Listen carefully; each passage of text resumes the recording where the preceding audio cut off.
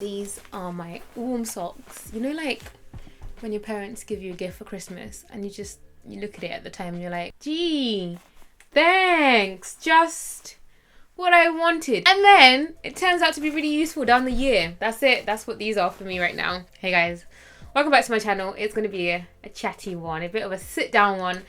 Nobody has asked for this video, by the way. Orcs, tipsy. I'm kind of making the video because I wish I had seen a video like this when I was going through the hate of my forehead. That's what we're going to talk about today. It's literally going to be a whole video about my forehead, but not so much just my forehead, a whole video about insecurities in general. When I'm talking about this, I'm talking about my forehead, but I hope that you can change this to whatever it is, whatever insecurity that you have. I don't think people understand how big of a deal this is for me right now. When people talk about insecurities, like there's insecurities and then there's like insecurity. This was like oh my god, I can't even deal with this right now. Like, God, why did you do this to me? You know, like when you were making me a dash of this, a dash of that, a whole freaking gallon of forehead, babe, what were you really doing? You know, that's how I used to think. But I feel like this is a huge bit of personal development. Like for me to be sitting here in a natural hairstyle with the complete width, length, girth, ew, what a word. For me personally, that says a lot about maturity, about kind of self-acceptance, about growth. For me, we always talk about self-care, we always talk about loving yourself and like, yes queen, you go girl, you glowing, yes, like living your best life. I feel like, yes, I'm so here for that, but within that you also have to like really genuinely like yourself. Like, do you like yourself as you actually are? Because I didn't, like, and that's the weird truth. It sounds weird to say that because you guys know me, like I'm hella vain, right? And I'm always gassing myself up and I speak so positively about myself. But I've always thought, or I had always thought, that I was only pretty like in a certain way as opposed to just completely actually accepting myself. I had got to the point where I accepted myself without makeup. I think I still slay without makeup, but it was like without makeup and then like with my big ass forehead, I was like, boy, like I'm not that cute for real. And I just couldn't, because I really genuinely, not even hated, I despised my forehead. I just found or thought it was so big, and I just thought it was like the most hideous thing about me. And I was literally telling Toya, I was like, we thank God for wigs and frontals because God knew that some of us needed them. But like, what a way to think. Like, how can you not see yourself as beautiful if you don't have a wig on? Or how can you not see yourself as beautiful if you're not like an authentic version of you? I am not against wigs, frontals. Listen, I'm gonna be having a blonde wig and it's gonna be like glued here, okay? Don't check for me about that. I am not against makeup, wigs, whatever it is that you so please to do with your face, your body, that's up to you, honestly. But I think it is important for you to actually love and genuinely accept yourself for what you naturally look like the bare face, the bare of it all. Although I'm somebody who engages in quite a lot of positive self-talk, so the way I talk to myself, the way I talk about myself, and the way even I look at myself in the mirror, I'm like, wow, a beauty, like genuinely. If you have me on Instagram stories, you know that's how it goes. Self-confidence, and sometimes it's like, oh, a little bit too much. I don't know. I'm gonna let you like think about that. But yeah, I only ever felt that way when I had my wig on. Like anytime I took my wig off, I'd just be like, that's not cute. That's really not that cute. And I know some people might be looking at it and thinking, yo, that's a huge forehead. Or some people might be looking at it and thinking, it's not even that bad. But I think it's probably important for me to say that my perception of how I thought it looked as opposed to how it actually looked in real life were two very different things.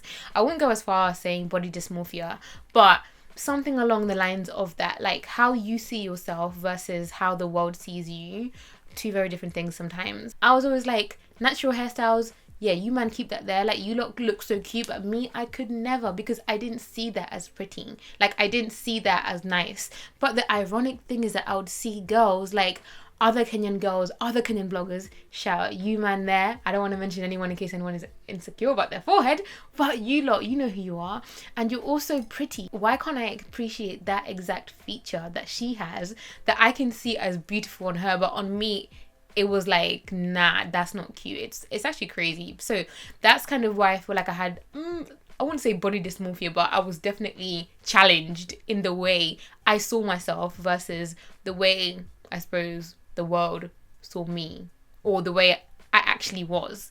Does that make sense? So on the same theme of appreciating my insecurity on others but not on myself, the real turning point, oh, this is so silly, but the real turning point for me, honestly, was about 2 weeks ago. I was scrolling on Instagram, probably like in the middle of the night, and I came across this girl called Fanny Soto. I don't know if that's how you say her name, I'm probably saying it all wrong, but I will show you the exact picture that I saw, and I was genuinely blown away. Like, I was like, yo, this girl's forehead looks exactly the same as mine, and she's wearing braids, and she's rocking it, and she's hella cute. I was like, wait, what?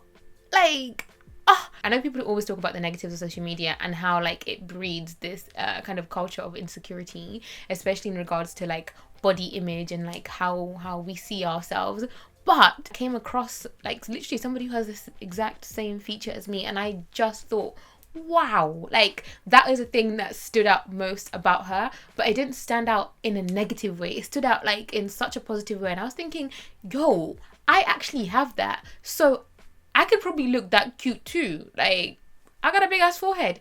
And that is the moment I decided that I was gonna get my hair done. So can you imagine, it had to take literally me seeing the exact same thing that I have hated about myself on somebody else for me to then appreciate it for myself. It's kind of weird. So I have just been really out here posting my big old forehead on Instagram, like, yo, look at this, like, because I know that there has to be at least one person. Well, there has been. Amina was like, Lydia inspired me to have my big forehead out. And, oh, you guys, that makes it so worth it. That sounds so like, I just want to like inspire. No, but really, it makes it so worth it because I know how crippling it actually was. I know it sounds dramatic, but unless you've ever had an insecurity that you just simply cannot see past and you genuinely feel like it holds you back, then maybe you might not understand. In all of that, I'm coming to realize that beauty is actually how you choose to define it. Don't wait and don't be out here listening for whatever standards have been set at that current time, because it will always be changing, and there's certain things that you just can't change. If it's about being tall, white, thin, slim, I am none of those, but I'm still beautiful. I'm beautiful because I said I was, and because I have accepted how I am, and the things that I can change, I will, and the things that I can't come and kill myself. Like, what am I gonna do about this? Because there was even a point when I was like, okay, I'm really about to get a hairline, what do you call it, transfusion. If you're trying to go by others people's standard, that is ever changing. Like, it's just 1 minute it's this, the next minute is that. So are you gonna chop and change yourself every single time the beauty standard changes? And what happens if the beauty standard is completely unattainable to you? Like, what would you do? You have to see the beauty in yourself, and it just kind of comes, you know, it's like confidence, and it's just something that you just need to keep practice. Like, I look at myself all the time and I tell myself that I'm beautiful. So it's kind of drilled into my mind that, you know what, you're a spice. So it even got to the point where I was like, no, you know what, you are still a spice, even without your wig, even with your forehead. Just positive self-talk. Like, keep working on your own confidence and like be confident from within, as opposed to waiting or looking at exterior things to try and make you who you are. Does that make any sense? I don't know. I hope I don't have any psychologists in the comments. This is me just talking and speaking my mind whilst drinking some green tea. Yeah, on the note of confidence, it's just repeating it, repetition, over and over and over and over. Repeat to yourself daily if you need to, every other hour if it must. It sounds like so cliche, but like, we're all perfectly imperfect, and how boring would it be if we all looked the exact same? And also, I think we also need to get rid of the idea of that, if I had this or if I looked like this, I'd be happier. If this happened, I'd be happier. You need to start being happy now, because just because you get that thing doesn't mean that you're necessarily going to be a happy person. Find the happy in now. So I had to find the happiness and the love and the genuine confidence in this, because do you know what? The thing about confidence is that the minute you show you're confident about something, others just kind of they gravitate towards you. They can't take the piss out of you, basically, is what I'm trying to get at, babes. So in 2019, I want to challenge all of us to work on self-acceptance, like true, genuine self-acceptance. And that starts with looking at the things that, you know, you're not so comfortable with about yourself, and seeing if you can either work on them, change them, or just get over them. Like, pick one, because we're not doing this whole insecurity thing anymore. It's like insecurities are so overrated, especially because most of the time it's in your head and it's not as bad as you think. I just can't believe how long I've wasted, like, literally self-loathing on something that I had zero control over.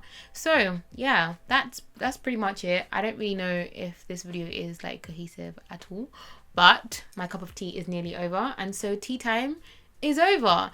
Let me know your insecurities, if you've worked on them, if this was useful at all to you, and that's pretty much it, guys. I shall see you in my next video.